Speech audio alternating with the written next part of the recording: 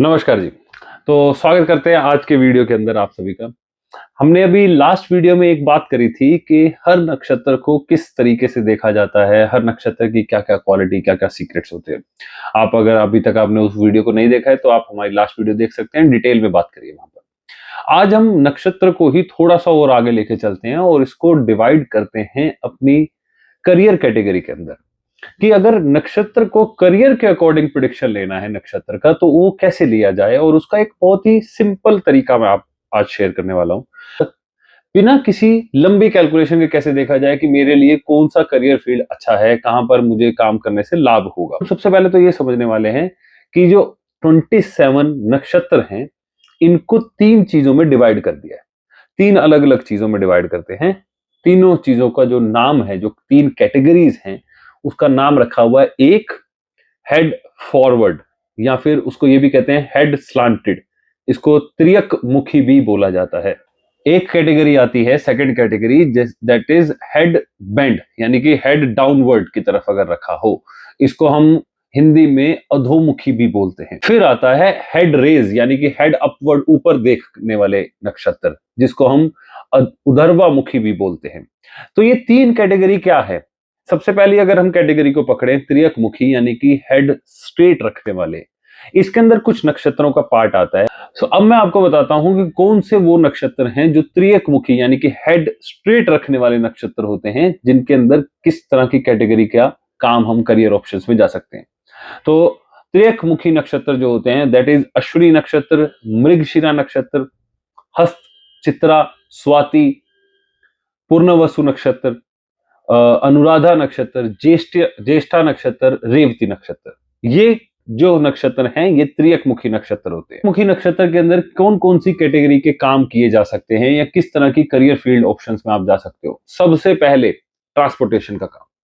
कोई भी काम जो स्ट्रेट फॉरवर्ड चलने वाला हो, स्ट्रेट सीधा चलने वाला हो, तेज चलने वाला काम हो, वो काम इसमें आप कर सकते हो। मेडिकल फील्ड में जा सकते हो, हर्ब्स की फील्ड में आप जा सकते हो, आप एग्रीकल्चर से रिलेटेड काम कर सकते हो, राइटिंग का भी फील्ड इसी में आता है, मेडिसिन से रिलेटेड कोई भी काम आप इसमें जा सकते हो कि आप लेट्स से आप मेडिसिन का सेल परचेज कर रहे हो, केमिस्ट का शॉप है आपका, या मेडिकल का ही कोई आपकी अपनी कंपनी है।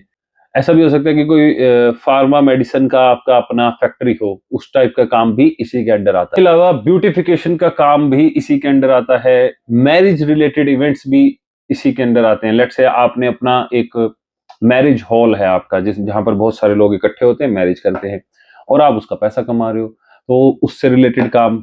एक सबसे इंपॉर्टेंट चीज है एक्टिंग। बहुत अच्छे स्किल होते हैं ऐसे लोगों के अंदर, तो एक्टिंग लाइन के अंदर चले जाना, ड्रामा एक्टिंग, या इंडस्ट्री से रिलेटेड कोई भी काम करना, जो ये हमारी टीवी इंडस्ट्री है या एक्टिंग इंडस्ट्री है, इससे रिलेटेड, ये सभी फील्ड्स इस कैटेगरी ऑफ नक्षत्र के अंदर आती हैं। तो अगर आपका ऐसा कोई नक्षत्र प्रोमिनेंट है तो आप इस कैटेगरी में जा सकते हो। फिर आती है दूसरी category, that is head bend category, यानी कि अधोमुखी, जो कि नीचे देखने वाले काम होते हैं, या जो नीचे देखते हैं लोग। अब कोई भी ऐसा कार्य जिसमें हम नीचे जा रहे हैं या नीचे देख के काम कर रहे हैं, दैट इज अधोमुखी। माइनिंग का काम, एक माइनिंग का काम क्या है? आप नीचे जा रहे हो, आप धरती के अंदर जा रहे हो, तो आप धरती के अंदर जा रहे हो, तो इट मींस दैट ये अधोमुखी काम है, ये अंदर जाने वाला, हेड बेंड करने वाला काम है। या अगर आपने कभी देखा होगा किसी ऐसे कारीगर को जो मीनाकारी का काम कर रहा है और बहुत फोकस से काम करता है, एकदम हेड बेंड करके इस तरह से काम कर रहा है, तो दैट इज अगेन अधोमुखी काम। ऐसे कौन से नक्षत्र होते हैं जो अधोमुखी कैटेगरी के अंदर आते हैं? तो सबसे पहले हम नक्षत्र आपको बता देते हैं, अधोमुखी नक्षत्र कौन से होते हैं। भरणी नक्षत्र अधोमुखी है। भरणी के बाद पूर्वा फागुनी, पूर्वाषाढ़ा और पूर्वा भाद्रपद, ये तीनों नक्षत्र ही पूर्वा के जो होंगे ये अधोमुखी में काउंट होंगे। मघा नक्षत्र भी इसी में काउंट होता है, कृतिका नक्षत्र भी इसी में आएगा, अश्लेषा नक्षत्र भी इसी में आएगा, एंड मूल नक्षत्र भी इसी में आता है, और विशाखा नक्षत्र भी इसी में आता है। तो ये सभी नक्षत्र जो हैं ये हेड बेंड कैटेगरी के अंडर आते हैं। हेड बेंड कैटेगरी के अंदर हम नक्षत्र को समझ गए, करियर फील्ड्स की बात कर लेते हैं कि कुछ करियर फील्ड्स क्या होती है। सबसे पहले माइनिंग, कोल, पेट्रोलियम, जमीन के नीचे होने वाले काम, वो सभी काम इसी के अंडर आएंगे। लीगल और मेडिकल इन्वेस्टिगेशन, वो भी इसी के अंडर आती है। सर्जरीज, एडिटिंग का कोई भी काम, कोई भी लॉ से रिलेटेड काम जिसमें लॉ कैटेगरी यूज हो रही है, या फिर कोई ऐसा काम जो ज्योतिष से रिलेटेड हो, ओकल्ट से रिलेटेड हो। अब ओकल्ट का मतलब क्या हुआ कि हम किसी चीज की रिसर्च में जा रहे हैं, अंदर घुस रहे हैं, डीप जा रहे हैं। तो वो ज्योतिष का काम या ओकल्ट से रिलेटेड काम, ये सभी इसी नक्षत्र के काम होते हैं या इसी कैटेगरी के काम होते हैं। इसके अलावा हम स्विमिंग का काम भी कर सकते हैं, स्विमिंग से रिलेटेड, या पानी के अंदर काम, सबमरीन वगैरह, पानी के अंदर डाइविंग करना, ये सब भी इसी के अंदर आते हैं। कोल पेट्रोलियम भी इसी के अंदर आते हैं। कुछ लोग होते हैं जो केव्स बना रहे हैं या केव्स के अंदर जाके कोई काम कर रहे हैं, या आपने अगर कहीं देखा होगा तो वर्ल्ड में बहुत सारे ऐसे रेस्टोरेंट्स या ऐसे होटल्स हैं जो केव के अंदर बना रखे हैं, मतलब उनकी थीम ऐसी है, तो वो इसी कैटेगरी के अंदर फॉल कर रहे हैं। तो अगर आप ध्यान से देखें तो एडिटिंग का जो काम होता है, किसी भी चीज की एडिटिंग, चाहे वो एडिटिंग, वीडियो एडिटिंग हो, चाहे वो किसी और चीज की एडिटिंग हो, तो वो भी एक ऐसा काम है जो डिटेल में घुस के करना पड़ता है, यानी कि अंदर घुसना पड़ता है उस काम के। एक एक पार्ट को देखना पड़ेगा, कट करना पड़ेगा, पेस्ट करना पड़ेगा, वट। तो ये सारे कैटेगरी भी हमारी अधोमुखी कैटेगरी के अंदर आते हैं। तो अगर आपका ऐसा कोई नक्षत्र है तो आप इन सब कैटेगरीज के अंदर जाके अपना करियर फील्ड चूज कर सकते हैं। फिर आती है head rage category. Head rage category का मतलब क्या होता है? उधर्वामुखी इसको बोलते हैं, यानी कि हेड ऊपर है। ऐसे कोई भी कार्य जो हेड ऊपर रख के करे जाए, या और डिटेल में भी हम बात करते हैं। पहले आप ये समझो कि ये इस कैटेगरी के अंदर नक्षत्र कौन से होते हैं। सबसे पहले रोहिणी, फिर आद्रा, फिर पुष्य नक्षत्र, श्रवण नक्षत्र, धनिष्ठा नक्षत्र, शतभिषा नक्षत्र। श्रवण, धनिष्ठा, शतभिषा, ये तीनों लाइन वाइज ही आएंगे। उसके बाद आते हैं हमारे लास्ट बचे हुए 3 नक्षत्र जो कि उत्तराज में आते हैं, यानी कि उत्तरा फाल्गुनी, उत्तराषाढ़ा, उत्तरा भाद्रपद। ये सभी नक्षत्र हमारे उधर्वामुखी हैं, यानी कि हेड रेस। अब हेड रेस हम कौन सी चीजों में करते हैं? सबसे पहले आप ये समझो, हेड रेज हम तब करते हैं जब हम वर्शिप करते हैं। भगवान से कोई बात करनी है, कोई दुआ करनी है, तो ऊपर मुंह रख के ही दुआ करते हैं। तो कोई भी रेमेडियल वर्क, कोई भी पूजा का काम इन नक्षत्र में करा जाए तो बहुत शुभ रहता है। या कोई भी ऐसा करियर ऑप्शन, जैसे कि पंडित बन गए कहीं पर, तो वो पंडित का काम क्या है? वर्शिप करना काम है उसका। और बहुत जगहों पे तो अब ऐसे पंडित हैं जिनको प्रॉपर उनकी तनख्वाह मिल रही है, तो उनका ये करियर फील्ड बन गया। इसके अलावा आप कौन से काम कर सकते हैं? इसके अलावा आप काम कर सकते हैं बिल्डिंग बनाने का। अब एक बिल्डिंग बना रहे हैं, हाई राइज बिल्डिंग बन रही है, तो उसका एक फाउंडेशन होगा और फाउंडेशन के बाद बिल्डिंग बनेगी। जब भी उधर्वामुखी के अंदर कोई भी नक्षत्र आता है तो उसका सीधा मतलब ये भी होता है कि वो एक ऐसा नक्षत्र है जो फाउंडेशन है। वो फाउंडेशन क्रिएट करके उसके ऊपर जितनी मर्जी बड़ी बिल्डिंग क्रिएट कर लो आप, वो काम इसी नक्षत्र के अंदर आते हैं। फिर आता है हमारा मेडिसिन से रिलेटेड काम भी इसी में आता है, ज्योतिष भी इसी में आता है, टीचिंग, राइटिंग स्किल्स, किसी भी प्रकार की सर्विस देना या किसी भी प्रकार से लोगों की हेल्प करना, सोशल वर्क करना, प्रीचिंग करना।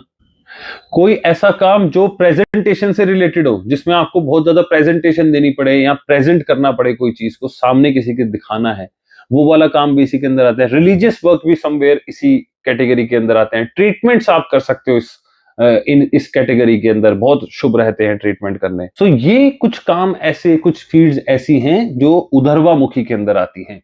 अब बात ये आती है कि हमें ये कुछ कैटेगरीज तो समझ में आ गई, 3 तरह की कैटेगरी हैं, हमें ये भी समझ में आ गया कि 3 तरह की कैटेगरी में कौन कौन से नक्षत्र होते हैं, और ये भी समझ में आ गया कि इसके अकॉर्डिंग कौन सा करियर फील्ड का ऑप्शन है। बट ये मैं अपनी कुंडली में कैसे डिसाइड करूंगा? तो आपको अगर अपनी कुंडली में डिसाइड करना है, उसका एक सिंपल सा तरीका बताता हूं। सबसे पहला, चंद्रमा का नक्षत्र। चंद्रमा यानी कि जन्म नक्षत्र जो है, ये बहुत मोस्ट इंपॉर्टेंट नक्षत्र है। ज्यादातर यही देखा जाता है कि जो जन्म नक्षत्र होता है, इंसान उसी से ही रिलेटेड किसी करियर फील्ड में होगा। 90% यही होगा।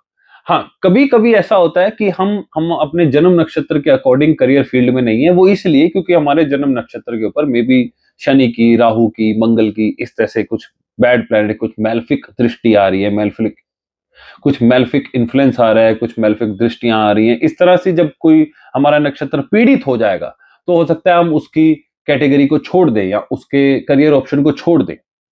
अदरवाइज जन्म नक्षत्र सबसे इंपॉर्टेंट है। दूसरे नंबर पे आता है हमारा लगन का नक्षत्र। भी हो सकता है कि आप जन्म नक्षत्र के अकॉर्डिंग एक फील्ड में है, करियर फील्ड में है, लेकिन उसके अंदर आगे जब हम कुछ घुसते हैं उस फील्ड में, तो वो मेरे लगन नक्षत्र से भी कनेक्ट हो रही है। और ऐसा भी हो सकता है कि आपका जन्म नक्षत्र और आपका लगन का नक्षत्र दोनों सेम कैटेगरी में फॉल करें, फिर तो आप बहुत ज्यादा शॉर्टी से एक ही फील्ड का काम कर सकते हो और वो उसमें आपकी और भी अच्छी पकड़ बन जाएगी। फिर आता है मेरा 10th हाउस, करियर।